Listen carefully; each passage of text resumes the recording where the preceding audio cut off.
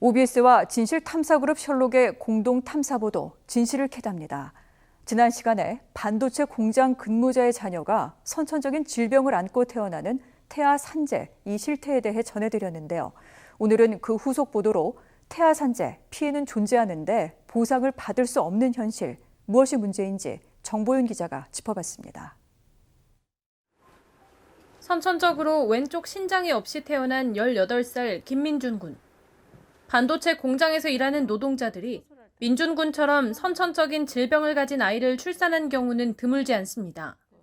노무사님한테 연락을 하다 보니까 그런 분들이 많이 있더라고요. 근데 이제 아직 산재 신청하신 분은 아무도 없고. 아이의 백혈병으로 과중한 병원비를 떠안고 있는 사례도 있습니다. 산재 신청하진 않았고 이제 고민하고 계시는 분께서도 한 달에 치료비가 2,500만 원이 든다고 하시는 거예요. 지난 5월 민준군 어머니를 포함해 모두 3명의 부모가 근로복지공단에 태아에 대한 업무상 재해를 인정해달라며 산재를 신청했습니다. 당초 신청 접수조차 반려될 것이라는 예상과 달리 공단은 역학조사 직전 단계까지 진행했습니다.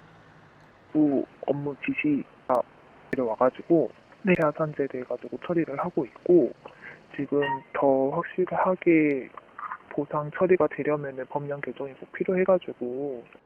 하지만 현행 산업재해 보상보험법은 태아 산재를 인정하지 않고 있어 실제 보상으로 이어질지는 미지수입니다. 아이가 아프면 당장 죄책감에 빠지는 것이 보호자, 양육자들의 이야기인 것 같아요. 그것이 본인들의 문제가 아니라 작업 환경에서 일어난 문제일 수 있고, 그리고 정부와 기업에서 책임져야 된다.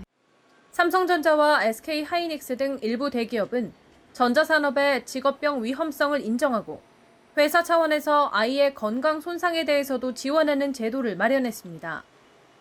반면 더불어민주당 장철민 의원을 비롯해 국회에 발의된 산재법 개정안은 모두 5개나 되지만 환경노동위원회의 법안심사 소위원회의 문턱을 넘은 건 단 하나도 없습니다. 근로자 개인에 대한 산재에 대한 것만 있고, 이 태아 산재의 경우에는 아예 법안 자체가 없기 때문에 산재 인정을 받을 수 있는 어떠한 것도 없었고요. 그래서 그러다 보니까 이제 그러면 모든 개별권을 다 법원을 가지고 갈 수밖에 없는. 태아 산재를 어느 시점까지 인정할 것인지에 대한 소급 적용 등 몇 가지 쟁점을 두고 의견이 분분하기 때문입니다. 어느 시점까지 이 태아 산재 관련돼서 인정을 할 거냐, 이 시기를 두고 고용노동부하고 약간의 이제 입장 차이가 있거든요. 지난해 대법원에서 태아 산재를 인정한 만큼 입법 미비 상태를 신속하게 해결해야 한다는 목소리가 커지고 있습니다. OBS 뉴스 정보윤입니다.